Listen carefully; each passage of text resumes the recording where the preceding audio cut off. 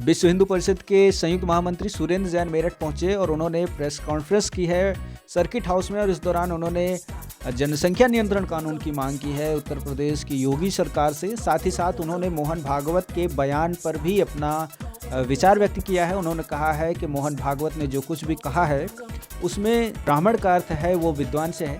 और इसके अलावा उन्होंने स्वामी प्रसाद मौर्य पर भी खुलकर अपनी बातें रखी हैं। उन्होंने स्वामी प्रसाद मौर्य को गिरगिट बताया है।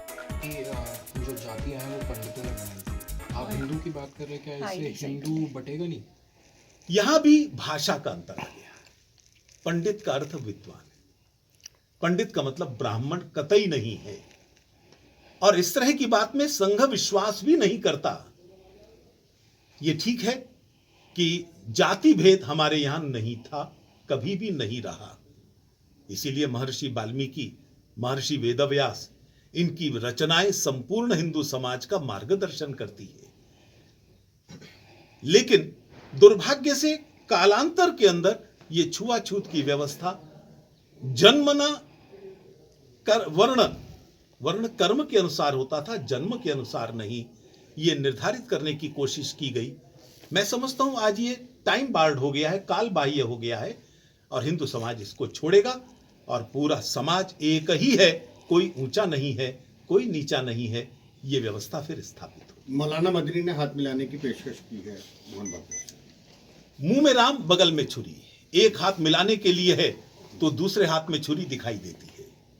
मैं मदनी से ही पूछता हूं, उन्होंने अभी तक कितने आतंकवादियों के खिलाफ फतवा जारी किया है?